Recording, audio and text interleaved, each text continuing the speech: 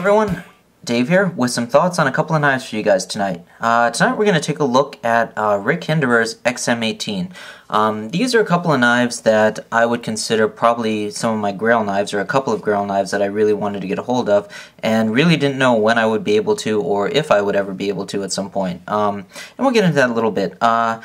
As I mentioned, these are Rick Hinderers. You can see the name there, R. Hinderer, stamped on the blade, XM-18s. Now, Rick is a custom knife maker out of Ohio, and the XM-18 is one of those knives that has gotten a significant following over the last few years, such a significant following that Rick no longer takes any orders for his knives, and those retailers that Rick does distribute to usually will have a backlog of orders, and Rick has been trying to fill those for years, and he's done some changes to how he builds his knives to accommodate those.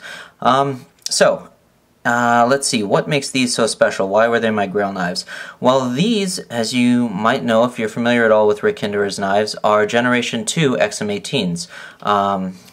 Currently, there are 3 generations of XM-18s available, the Generation 1, 2, and obviously 3. Some of the differences, the Generation 2 knives are completely, along with the Generation 1 of course, completely hand-built by Rick Hinderer.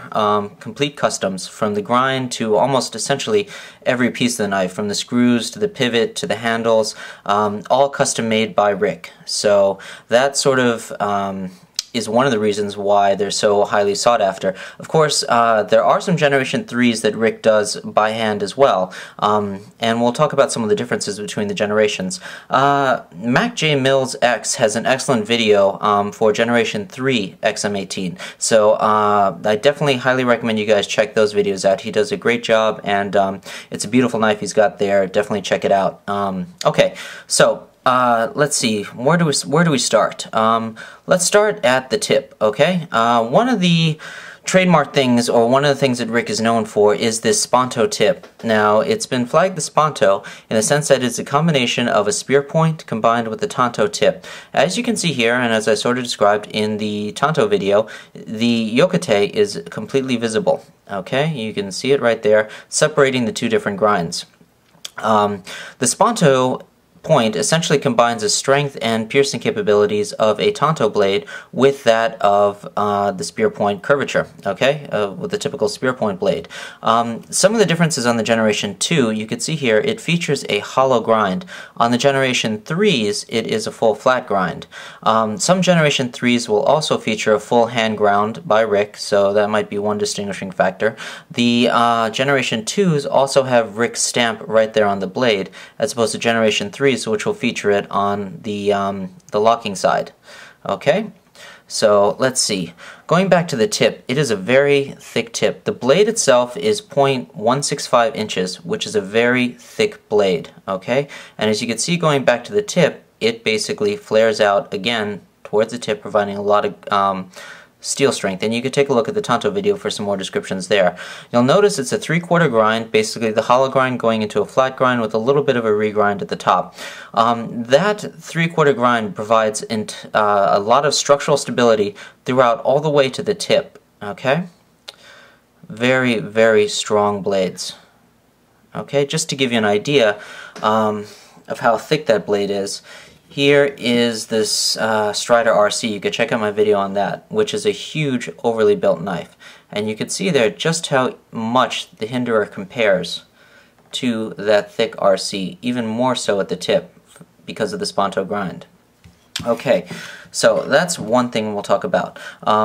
As you sort of saw, this one features the flipper opening, this one as well as dual thumb studs. This is a pure thumb stud.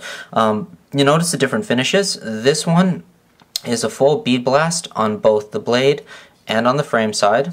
Okay, this one features the dual grind, bead blast on the blade edge and the regrind and top of the knife, with a flat stonewashed, or I don't know what you would call it, but a flat finish on the flat portion of the blade. Very cool. It features a tumbled or stonewash finish on the handle. This one on the bead blast. Okay, let's talk a little bit about the frame lock itself. Much like the blade, it features a very thick 0.165 again frame lock. Okay, and it also features, due to his name, and you guys are familiar from the Striders and Zero Tolerance, which licensed it from him, the Rick Hinderer stop lock, okay, which prevents you from overextending the blade upon releasing it, and basically just prevents hyperextension. A great invention, and obviously used by Strider and Zero Tolerance. Okay, getting back to that, the Generation 2s as well as 3s offer a titanium liner on the G10 side. The Generation 1s featured only a partial liner, okay, so that's one way you can also tell them apart. Much like the Striders, it features this oversized pivot, okay, so you can sort of see there, flat on that side there. It does require a special tool. You can pick those up places to deal with the spanner opening, so not a problem.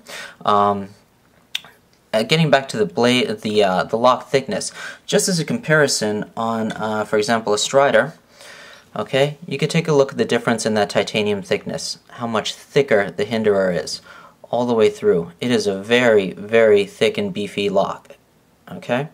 And actually you could see the titanium on the G10 side of the Hinderer is about the thickness of the Strider lock, okay, frame. So that's something to take a look at. The other big component of the Hinderer are these monster spacers in the back, full flow-through construction, but with these huge spacers. And just to give you an idea how big they are, back I mentioned this one, the Wilson Tactical Rapid Response Folder, also titanium handles. Take a look at the size of those spacers on the Hinderer Versus, okay? Just massively thick.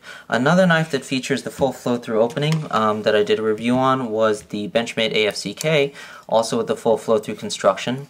And its spacers, you could take a look there, a couple of them. Just the sheer thickness and the beefiness of those spacers, it's huge. The XM-18 is just meant to be a highly durable, it can withstand just about anything you could put it through. They've become a favorite among law enforcement, military, and of course any type of frontline type of personnel, as well as just your casual users as well. They are just phenomenally overbuilt, solid knives, and Rick will stand behind them.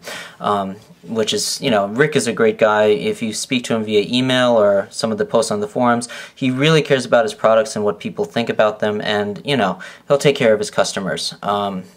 So there's some things. What I also found interesting is the Spanto grind. Pretty cool and similar on the Mini CQC15. Would be similar on the CQC15, the full size. You can take a look there. A lot of similarity in those tips, huh? So it is a very viable and effective design. Solid stuff.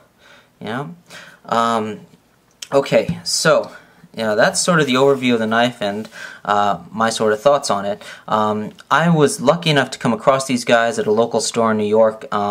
It's rare. You'll find the 13s, the XM-18s, third generation. They will come up occasion through secondary sellers, and you can find them out there. You just have to keep your eyes open, and you can get the chance. The 2s are a little bit harder to find. Usually, I was fortunate. These guys came out of a collector's collection, and as you could tell just from the bead blast finish, they were never used. They feature the original grind on them, Rick's original sharpening, just phenomenal, pristine condition. I was just thrilled to be able to come across these and get the chance to buy them. And it's just one of those things that you can't plan for, and you just sort of have to take advantage when you see it. So I really lucked out, and to be able to get both the flipper opening and the dual thumb stud, the non-flipper opening, I was just ecstatic. So that's about it. So if you guys got particular questions on them or concerns, or there's anything in general that I can speak more to or answer your questions, please post them. Long story short, if you get the chance, grab an XM-18. If you see it available through a secondary seller, just pick one up. You won't be disappointed. I'd hope to pick up a third gen at some point to make it a pocket carry. It's just one of those things that I would love to be able to use on an EDC basis, because it really is just a phenomenal knife.